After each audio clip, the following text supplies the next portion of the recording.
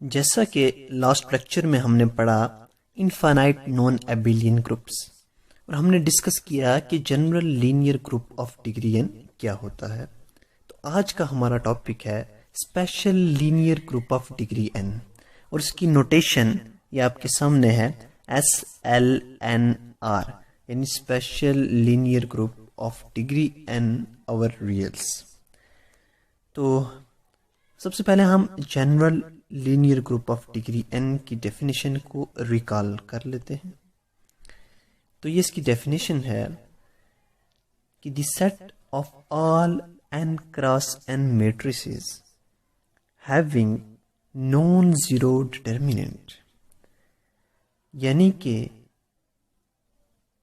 General linear group of degree n क्या होता है, ये एक सेट होता है जिस सेट के अंदर n क्रॉस n मैट्रिसेस होती हैं, यानी n क्रॉस n टाइप की मैट्रिसेस होती हैं, यानी कि स्क्वायर मैट्रिसेस होती हैं।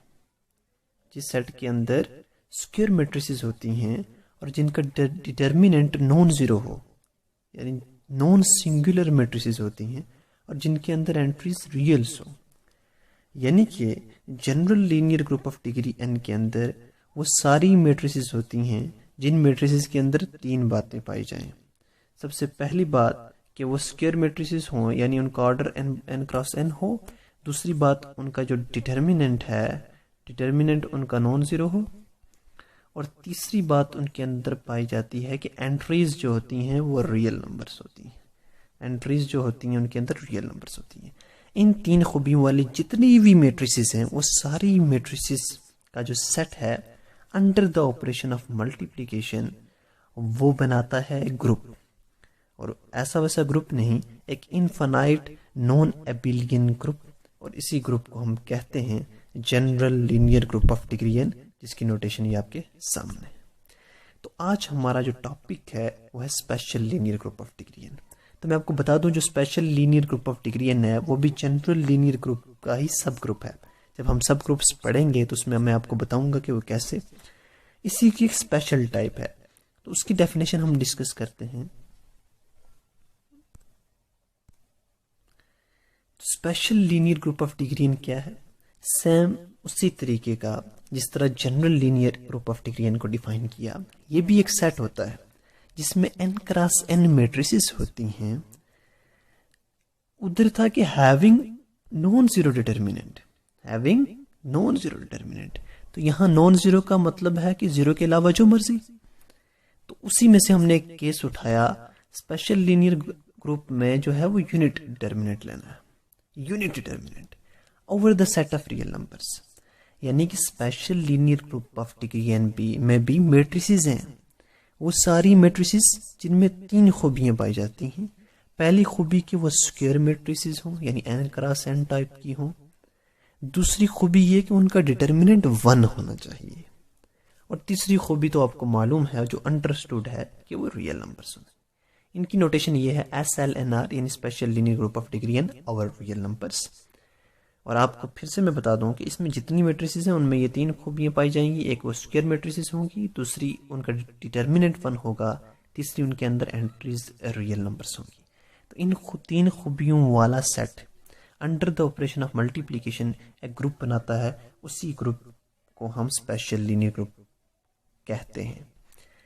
और ये ग्रुप इनफाइनाइट नॉन एबिलियन होता है। ये बात आप याद रखना, हम इनफाइनाइट नॉन एबिलियन ग्रुप्स की बात कर रहे हैं।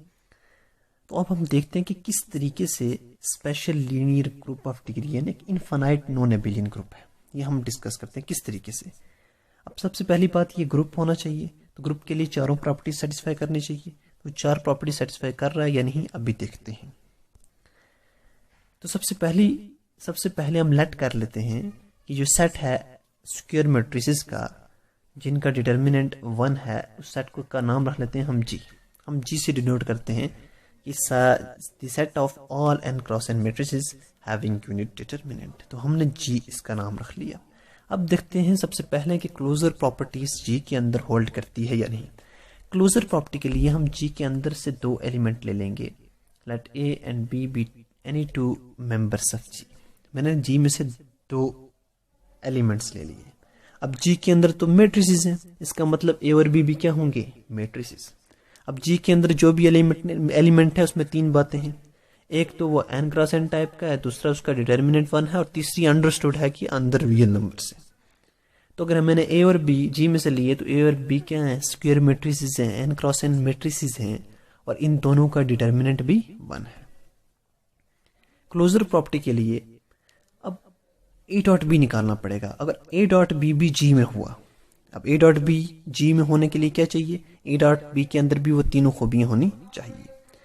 अब मैट्रिक्स मल्टीप्लिकेशन जिसने पढ़ी है उसको पता है कि अगर ए का ऑर्डर n क्रॉस n हो और बी का ऑर्डर भी n क्रॉस n हो, तो जो रिजल्टेंट उनको उनकी मल्टीप्लिकेशन करने के बाद जो मैट्रिक्स आएगा उसका ऑर्डर भी n क्रॉस n ही होगा।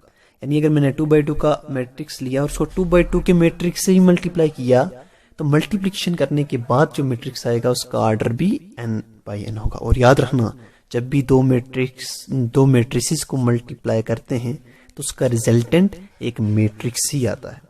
तो यहाँ a और b दो मैट्रिक्स हैं, तो इनको मल्टीप्लाई करेंगे तो a डॉट b भी एक मैट्रिक्स होगा, और वो भी n क्रॉस n टाइप का ही मैट्रिक्स होगा।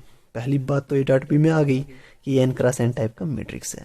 दूसरी बात, a डॉट b का डिटर्मिनेंट 1 होना चाहिए। तो हम निकालेंगे a डॉट b का डिटर्मिनेंट अलग अलग कर सकते हैं।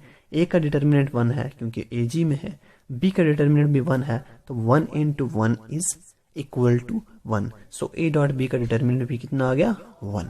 तो a डॉट b के अंदर भी वो खूबियां पाई गई। देखो a डॉट b के अंदर पहली खूबी पहली खूबी a डॉट b के अंदर ये है कि ये n क्रॉस n मैट्रिक्स है, स्क्वायर मैट्रिक्स है, बिल्कुल।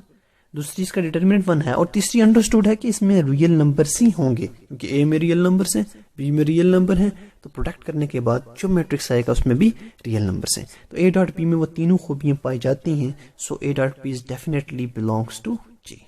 तो हमने a लिया g में, b लिया g में, इनका प्रोडक्ट करने के बाद a डॉट b भी कहां से आ गया, g में। सो क्लोजर प्रॉपर्टी होल्ड कर गई, ठीक है। अब नेक्स्ट एसोसिएटिव प्रॉपर्टी। तो एसोसिएटिव प्रॉपर्टी के लिए अंडरस्टूड है multiplication of matrices is always associative.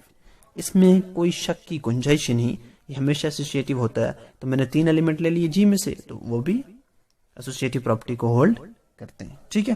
यानी एसोसिएटिव ऑपरेशन जो है, मल्टीप्लिकेशन ऑफ मैट्रिसेस जो है एसोसिएटिव ऑपरेशन है, उसमें एसोसिएटिविटी के लिए कोई शक की गुंजाइश नहीं है, हमेशा होल्ड करती है, ठीक है। Number 3, identity. तो मैं लेट कर लेता हूं I with identity matrix of order n। Order n का मतलब यानी n cross n। n cross n को हम शॉर्ट में सिर्फ n भी लिखते हैं, ठीक है ना। तो इसका ऑर्डर n है। तो अब आपको पता है कि अगर I आइडेंटिटी मैट्रिक्स है तो I का डिटर्मिनेंट, सॉरी ये डिटर्मिनेंट ऑफ A नहीं, यानी डिटर्मिनेंट ऑफ I कितना होगा, 1 होगा। अब I आइडेंटिटी मैट्रिक्स है तो I का डिटर्मिनेंट कितना होगा, 1। देखो अब I का ऑर्डर n क्रॉस n है, यानी I स्क्वायर मैट्रिक्स हमने लिया, एक बात। दूसरी बात, I का डिटर्मिनेंट 1 है, और तीसरी बात कि I के अंदर रियल नंबर्स ही होंगे, वो अंडरस्टूड है। तीनों बातें I के अंदर पाई जाती हैं, तो I किस में होगा, G में। और I G में है, और A को जब I से मल्टीप्लाई करते हैं, क्योंकि I आइडेंटिटी है तो वापस से आएगा, आइडेंटिटी मैट्रिक्स है ना। और जब I को A से मल्टीप्लाई करते हैं तब भी वापस से आता है, क्योंकि किसी भी मैट्रिक्स को आइडेंटिटी मैट्रिक्स से मल्टीप्लाई करने के बाद रिजल्टेंट में वही मैट्रिक्स आता है। सो हमें ऐसा एलिमेंट I मिल गया G में, जब उसको A से मल्टीप्लाई कर रहे हैं वापस A आ रहा है, सो I बन गया आइडेंटिटी एलिमेंट, I बन गया आइडेंटिटी एलिमेंट। अब नेक्स्ट डिस्कस करते हैं एग्जिस्टेंस ऑफ इनवर्स। तो ये थोड़ा टिपिकल है, डिफिकल्ट नहीं है। अब देखिए कि हमने let A belongs to G, मैंने एक एलिमेंट ले लिया G में, तो उस एलिमेंट में तो 3 बातें पाई जाएंगी, एक तो स्क्वायर मैट्रिक्स, दूसरा डिटर्मिनेंट 1, तीसरा अंदर रियल नंबर होंगे। तो मैंने डिटर्मिनेंट 1 लिखा क्योंकि मुझे उन दोनों की ज़रूरत नहीं है, अंडरस्टूड है, हम इतनी बार लिख चुके हैं तो बार बार लिखने की ज़रूरत नहीं है। सो अगर A G में है तो उसका डिटर्मिनेंट 1 है। 1 डिटर्मिनेंट का होने का मतलब कि उसका डिटर्मिनेंट नॉन जीरो है, क्योंकि 1 इज नॉन जीरो। सो अगर नॉन जीरो है इसका मतलब कि A नॉन सिंगुलर मैट्रिक्स है, and we know that from 12th class every non singular matrix is invertible.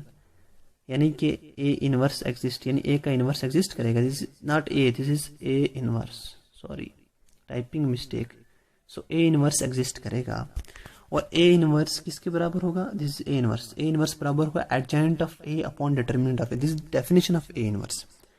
अब देखो ए हमारे पास नॉन सिंगुलर मैट्रिक्स है और हर नॉन सिंगुलर मैट्रिक्स इन्वर्टिबल होता है, यानी उसका इनवर्स एग्जिस्ट करता है। इसका मतलब ए इन्वर्टिबल है तो ए इनवर्स एग्जिस्ट करेगा और बाय डेफिनेशन ए इनवर्स बराबर होगा adjoint of A upon determinant of ए।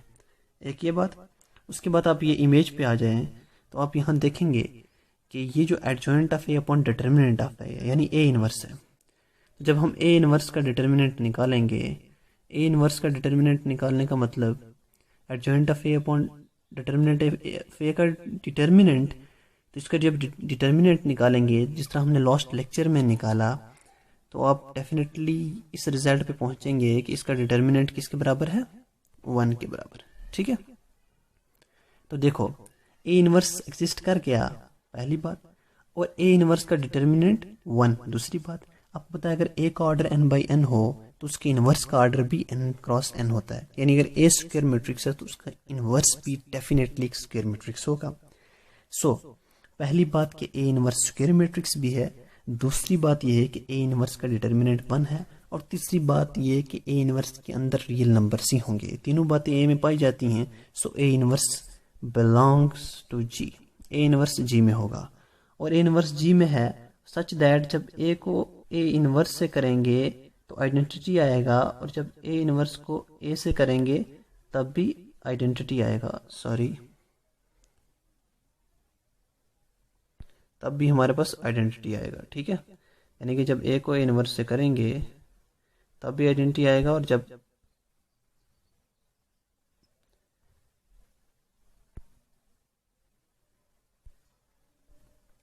ए को ए इनवर्स से करेंगे, दिस इज ए इनवर्स, तो जब ए को इनवर्स से करेंगे तो आइडेंटिटी आएगा, और जब ए इनवर्स को ए से करेंगे तब भी आइडेंटिटी आएगा। तो ये 2 बार ए लिखने हो गया गलती से, तो ये फर्स्ट ए है और सेकंड ए इनवर्स, और यहाँ पर फर्स्ट ए इनवर्स है और सेकंड ए। ठीक है, तो समझिए कि तीनों बातें के अंदर ए इनवर्स के अंदर पाई जाती हैं। एक कि उसका डिटर्मिनेंट 1 है, दूसरा कि वो n क्रॉस n मैट्रिक्स है, और तीसरी बात कि उसकी एंट्रीज रियल नंबर से। अंडरस्टूड, तो ए इनवर्स जी में है, और सच दैट ए को जब ए इनवर्स से करेंगे तो आइडेंटिटी आएगा। सो ए हमने कोई भी एलिमेंट लिया तो उसका इनवर्स एग्जिस्ट कर गया, इसका मतलब हर एक एलिमेंट का इनवर्स एग्जिस्ट करेगा। सो ये चारों प्रॉपर्टीज जी में पाई जाती हैं, तो जी बन गया हमारा एक ग्रुप, जी बन गया ग्रुप। अब in general matrix multiplication is non commutative, matrix multiplication in general non commutative है। नॉन कम्यूटेटिव का मतलब है कि नॉन एबिलियन। ठीक है, तो जी हमारे पास ग्रुप था, और चूंकि कम्यूटेटिव प्रॉपर्टी होल्ड नहीं करती तो जी बन गया एक नॉन एबिलियन ग्रुप। और जी के अंदर इनफाइनाइट नंबर ऑफ एलिमेंट्स हैं। अब पूछेंगे वो कैसे, जी के अंदर तो मैट्रिसेस हैं जिनका डिटर्मिनेंट 1 है, तो हम इनफाइनाइट मैट्रिसेस डिफाइन कर सकते हैं जिनका डिटर्मिनेंट 1 हो। जैसे मैंने कुछ मैट्रिसेस लिखी हैं, और ये मैंने सारी 2x2 ऑर्डर की लिखी हैं, अब 3x3 ऑर्डर, 4x4 ऑर्डर, और मैंने सिर्फ 3 लिखी हैं, तो आप 3000, 3 करोड़, 3 अरब इनफाइनाइट लिख सकते हैं। तो देखो 2 2 4 3 1 3, तो इसका डिटर्मिनेंट 1, इसका भी 1, इसका भी 1। तो मैंने ये 3 एग्जाम्पलें लिखी हैं जिनका डिटर्मिनेंट 1 है, ये स्क्वायर मैट्रिक्स के अंदर रियल नंबर्स हैं, तो ये तीनों मैट्रिसेस जी के अंदर होंगी। इस तरीके से इनफाइनाइट एलिमेंट्स हैं जी के अंदर, और जी के अंदर अगर इनफाइनाइट एलिमेंट्स हैं तो इसका मतलब कि जी जो है एक इनफाइनाइट है, नॉन एबिलियन ग्रुप है। जी एक इनफाइनाइट नॉन एबिलियन ग्रुप है। तो आपने देखा कि जी एक इनफाइनाइट नॉन एबिलियन ग्रुप बनाता है। तो this is all about special linear group of degree n। तो इनवर्स के लिए आपको एक बार वापस से मैं शॉर्ट में बता देता हूँ। देखो हमने कोई एलिमेंट लिया जी से, अब जी से लिया तो उसका डिटर्मिनेंट 1 होगा, यानी नॉन सिंगुलर मैट्रिक्स होगा, और नॉन सिंगुलर मैट्रिक्स का इनवर्स एग्जिस्ट करता है, this is A inverse. So A inverse exist कर गया, और ए इनवर्स की डेफिनेशन हमारे सामने है, adjoint of A upon determinant of A. और जब हमने ए इनवर्स का डिटर्मिनेंट निकाला वो भी आ गया 1। सो ए इनवर्स का अगर डिटर्मिनेंट 1 है तो ए इनवर्स किस में होगा, जी में। और ए को जब ए इनवर्स से किया, या ए इनवर्स को जब ए से किया, तो हमारे पास रिजल्टेंट आइडेंटिटी आया। तो इसका मतलब ए इनवर्स ऐसा एलिमेंट है जो जी में है और जो ये प्रॉपर्टी सेटिस्फाई कर रहा है। इसका मतलब हमने कोई भी एक एलिमेंट लिया था जी में, उसका इनवर्स एग्जिस्ट कर गया, तो हम कोई भी एलिमेंट लेंगे जी में, उसका इन्वर्स भी एग्जिस्ट कर जाएगा। तो आप समझ गए होंगे, और नेक्स्ट लेक्चर में हम इसके आगे वाले टॉपिक्स के ऊपर डिस्कस करेंगे। Thank you for watching.